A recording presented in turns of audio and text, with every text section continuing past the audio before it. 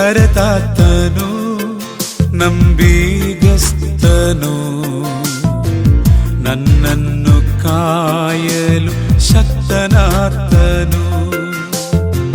ಕರೆತಾತನು ನಂಬಿಗಸ್ತನು, ನನ್ನನ್ನು ಕಾಯಲು ಶಕ್ತನಾತನು.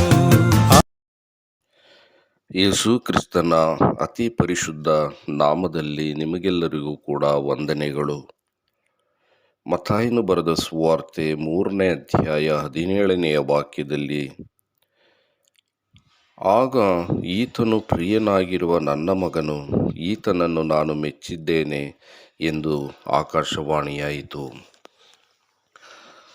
ಕರ್ತನಲ್ಲಿ ಪ್ರಿಯರೇ, ನಮ್ಮ ಕರ್ತನಾದ ಯೇಸು ಕ್ರಿಸ್ತನ ಕುರಿತಾಗಿ ತಂದೆಯಾದ ದೇವರು ಕೊಟ್ಟಂಥ ಅತಿ ಶ್ರೇಷ್ಠವಾದಂಥ ಒಂದು ಸಾಕ್ಷಿ ಇದಾಗಿದೆ. ನಮ್ಮ ಕರ್ತನು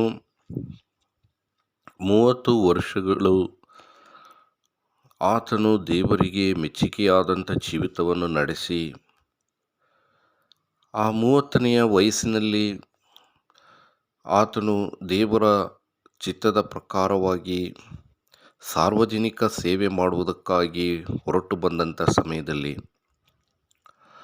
ಯೋಹಾನನಿಂದ ಸ್ನಾನ ಮಾಡಿಸಿಕೊಳ್ಳುವುದಕ್ಕಾಗಿ ಆತನು ಎಲ್ಲರಂತೆ ಯೊರ್ದಾನ್ ನದಿಯ ಬಳಿಗೆ ಬಂದು ದೇವರ ಚಿತ್ತಕ್ಕೆ ವಿಧೇಯನಾಗಿ ಯೋಹಾನನಿಂದ ಸ್ನಾನವನ್ನು ಮಾಡಿಸಿಕೊಂಡು ಆತನು ಬಂದಂಥ ಸಮಯದಲ್ಲಿ ದೇವರು ಯೇಸುಕ್ರಿಸ್ತನ ಕುರಿತಾಗಿ ಕೊಟ್ಟ ಒಂದು ಸಾಕ್ಷಿ ಇದಾಗಿದೆ.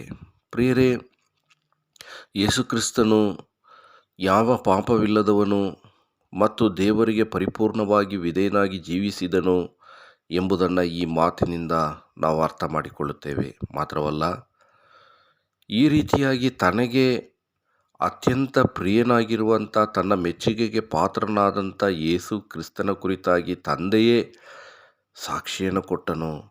ಆದರೆ ಅದೇ ಯೇಸು ಕ್ರಿಸ್ತನು ನಮ್ಮೆಲ್ಲರ ಪಾಪಗಳ ಪರಿಹಾರಕ್ಕೋಸ್ಕರ ಆತನು ತನ್ನ ಪ್ರಾಣವನ್ನು ಕೊಟ್ಟು ಸಮಾಧಿ ಮಾಡಲ್ಪಟ್ಟು 3ನೇ ದಿನ ಜೀವಂತನಾಗಿ ಎದ್ದು ಬಂದನು.